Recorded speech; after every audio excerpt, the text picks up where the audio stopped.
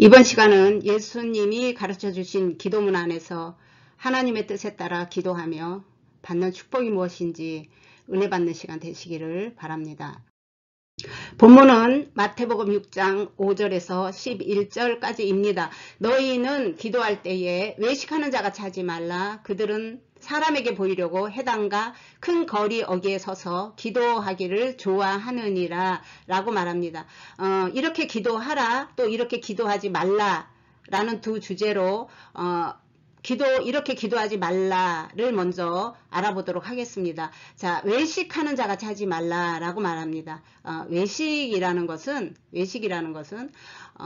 밖에 나가서 밥을 먹는 것을 외식이라고 하지 않겠죠. 그래서 특히나 이 예수님께서 오셔서 직접 우리에게 말씀하신 것, 가르치신 것, 이러한 모든 것은 육에 관한 것이 없습니다. 다 우리가 예수님처럼 만들어져서 우리의 영혼이 구원받아 하나님의 자녀로 함께 누리고 함께 천국에서 함께 만나기를 원하시는 그 마음으로 다 설교하시고 가르치셨다는 것을 이 중점적으로 그런 관점으로 성경을 읽으셔야 됩니다. 그러면 이 외식이 무엇인가? 이 외식은 기도하는 그 마음속에, 기도하는 사람이 그 마음속에 사람들이 듣고 있다는 생각을 가지고 사람들의 반응을 의식하면서 얼굴 표정, 각종 몸짓, 이러한 모든 것을 아주 열심히, 아주 많이, 아주 오래 기도를 한다는 것을 말할 수 있습니다.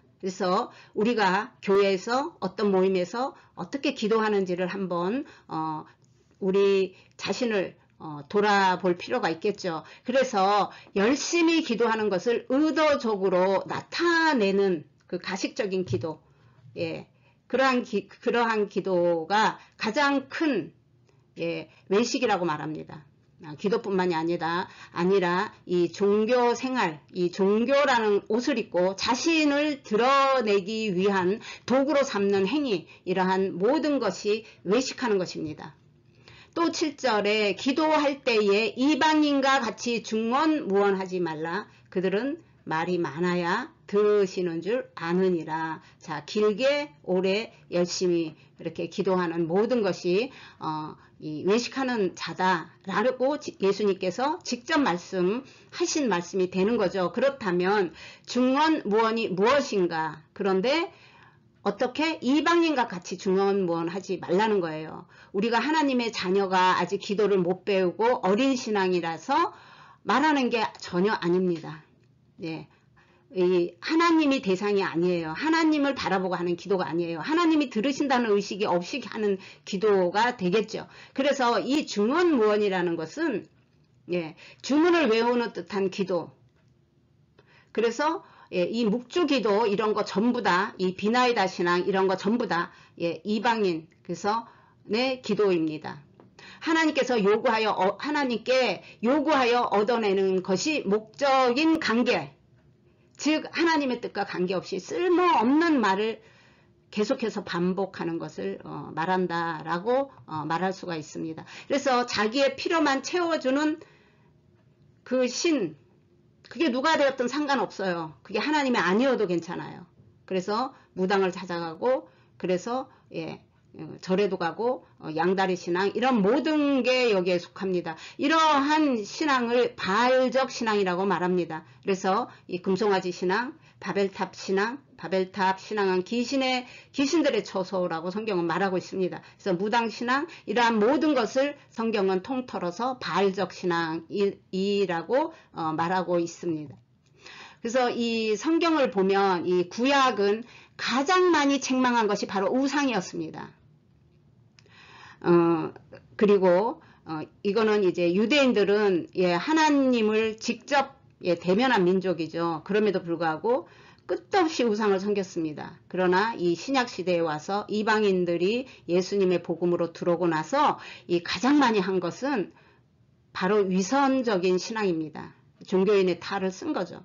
제일 많이 책망한 것이 바로 이 위선이었다는 것을 우리가 기억해야 합니다. 그래서 8절에는 무엇이냐 하면 그러므로 그들을 본받지 말라. 구하기 전에 너희에게 있어야 할 것을 하나님 너희 아버지께서 아시느니라 라고 말합니다.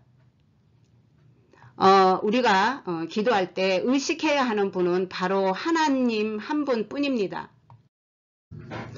이번에는 이렇게 기도하라 라는 예수님의 가르침에 대해 알아보도록 하겠습니다. 마태복음 6장 6절에 너는 기도할 때에 내 골방에 들어가 문을 닫고 은밀한 중에 계신 내 아버지께 기도하라. 은밀한 중에 보시는 내 아버지께서 갚으시리라. 하나님의 뜻은 우리를 하나님의 뜻대로 만들고 싶어 하십니다.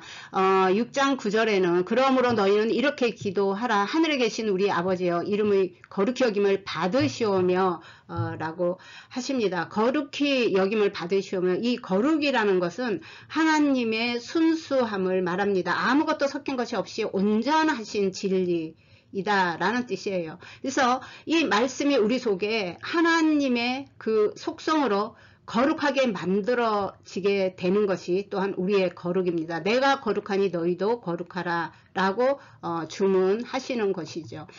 10절에는 나라가 임하옵시며 뜻이 하늘에서 이루어진 것 같이 땅에서도 이루어지리라. 자, 하나님이 말씀하신 이 나라라는 의미와 뜻이 무엇인지 그리고 땅이 무엇인지에 대해서 알아보겠습니다. 우선 하나님의 뜻은 아들 예수 그리스도를 통해 이루실 하나님의 계획이셨습니다. 그리고 나도 동일한 뜻을 소망하는 것인데 내가 이 동일한 뜻, 동일한 소망이라는 것을 내가 자유의지로 그 문을 열고 그 말씀을 그대로 받아들이는 그 진리를 그대로 받아들이는 것을 말합니다. 이 하나님의 하나님의 나라는 내 안에 하나님의 통치가 이루어지는 것을 말합니다. 그것이 하나님의 나라가 이루어지는 것이에요. 그래서 하나님의 나라는 이 공간적인 의미보다는 통치의 의미가 더 강합니다. 이 히브리어로 말구투라고 하는데 왕권, 통치, 왕국, 왕위, 다스림이라는 뜻이 있습니다.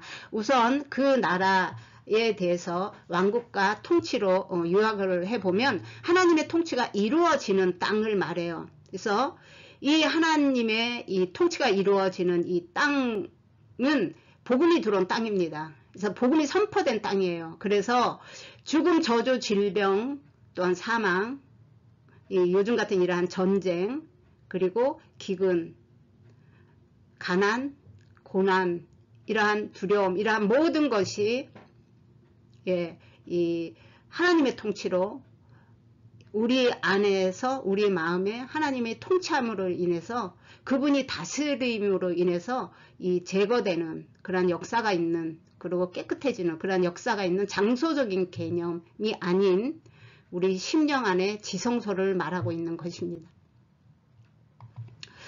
이 땅이라는 것은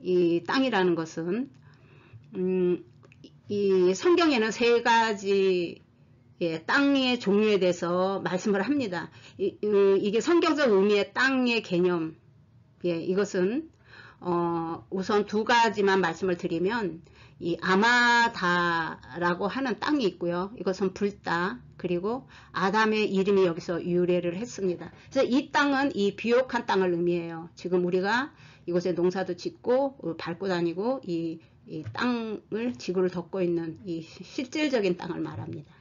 그래서 그 흙으로, 그 먼지로 이렇게 만들어진 것이 아담이고 또한 우리들입니다. 또 하나의 땅의 개념은 에레츠라고 해서 하나님과 만남의 장소, 우리의 심령의 땅을 말합니다. 그래서 하늘에서 이루어진 것 같이라는 것은 하나님의 뜻은 하늘에서 다 이루어졌습니다. 근데 이 땅에서는 우리들의 심령의 땅을 만들어지고 완성이 돼야 되는 것이에요. 그래서 하나님의 뜻대로 다 이루신 것이 예수님이고 또 다 완성하신 분도 예수님입니다. 그 안에, 우리 안에 예수님이 오면 우리도 하나님의 뜻대로 이루어지는 것이 되는 것입니다. 그래서 예수님이 우리 안에 들어오는 것, 이것이 바로 심령의 땅이고 하나님의 뜻이 이루어지는 곳이며 하나님의 성전이라고 말하는 것입니다. 그래서 하나님의 아들들로 완성되어져 가는 회복의 땅이며 성화되어져 가서 성화의 구원을 이루어야 될 그 땅의 장소, 하나님의 통치의 장소라고 말할 수가 있습니다. 또한 11절에 오늘 우리에게 일용할 양식을 주시옵고 라고 이 말씀하십니다. 오늘날이라는 것은 날마다죠.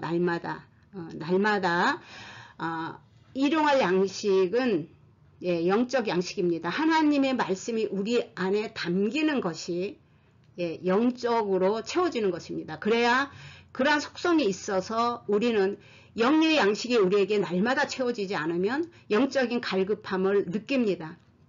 구속함을 입은 사람들에게 한해서는 이 영이 채워지지 않으면 세상의 그 어느 것도 채워지지가 않습니다. 아무리 외식을 많이 하고 여행을 많이 하고 쇼핑을 많이 해도 공허한 건 여전해요. 많은 사람들을 만나봐도 그 자리는 하나님의 말씀으로밖에 채울 수 없는 그 자리입니다. 그래서 하늘의 양식을 담는 것이에요. 그 양식이라는 것은 하나님의 전체적인 성분의 모든 것을 말하는 것이죠. 속성, 요소 등등. 그래서 이렇게 다 이렇게 담긴다는 이것은 바로 십자가를 나타내는 타부이며 또 이 마지막 알파벳인 타부와 히브리 첫 번째 알파벳인 알레프를 이 단어를 에트라고 하는데 이것은 처음과 끝이 되시는 예수님이며 내 안에 담기는 바로 이것이 하나님의 뜻이고 하나님의 계획입니다. 이것을 우리는 에트라고 할 때 히브리어로 온전히의 의미를 가지고 있습니다. 그래서 오직 예수님이 하나님의 방법이시며 하나님의 구원의 길이라고 할 수가 있습니다. 세상에서 가장 아름다운 기도는 아버지의 뜻대로 기도하는 것을 말합니다. 누가복음 22장 42절에 이르시되 아버지여 만일 아버지의 뜻이거든 이 잔을 내게서 옮기시옵소서. 그러나 내 뜻대로 마시옵고 아버지의 뜻대로 되기를 원하나이다. 이 기도의 대상은 오직 한 분 하나님 뿐이십니다. 대상이 없는 기도는 하나님을 향한 기도가 아닌 것이고 독백에 불과하며 아무런 의미도 없다라는 것을 말씀을 드렸습니다. 그래서 이 살아있는 기도는 인간이 하나님에게 나아가는 이 관계 안에서 이루어지는 것입니다. 즉 만남과 소통의 자리라고 할 수가 있습니다. 그래서 하나님의 자녀의 기도할 수 있는 특권이 있는 반면에 기도를 해야 하는 의무도 동시에 가지고 있습니다. 왜냐하면 이유는 하나님은 우리의 기도를 통해 응답하시고 뜻을 이루어 가시기 때문에 그렇습니다. 예레미야 33장 2절에서 3절에 이를 행하시는 여호와 그것을 지어 성취하는 여호와 그 이름을 여호와라 하는 자가 이르노라. 너는 내게 부르짖어라. 내가 내게 응답하겠고 내가 알지 못하는 크고 비밀한 일을 내게 보이리라 라고 말씀하십니다. 그래서 앞에서 말씀드린 이 골방 기도는 골방에서 기도하라 라고 말씀하시는 이 뜻이 무엇이냐, 문을 닫고 들어가 기도하는 이 지성소의 기도자리, 이 심령 안에, 그래서 타인의 영향을 받지 않고 하나님과 대면하여 깊은 교제를 나누는 바로 그 심령의 중심이라고 할 수가 있습니다.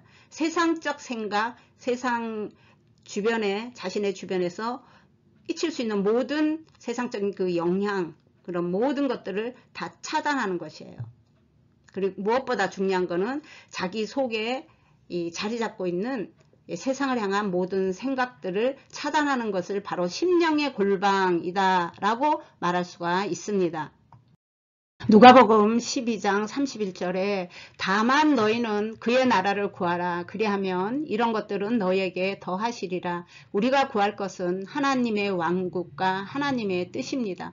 고린도후서 4장 4절에 그중에 이 세상의 신이 믿지 아니하는 자들의 마음을 혼미하게 하여 그리스도의 영광의 복음의 강체가 비치지 못하게 함이라.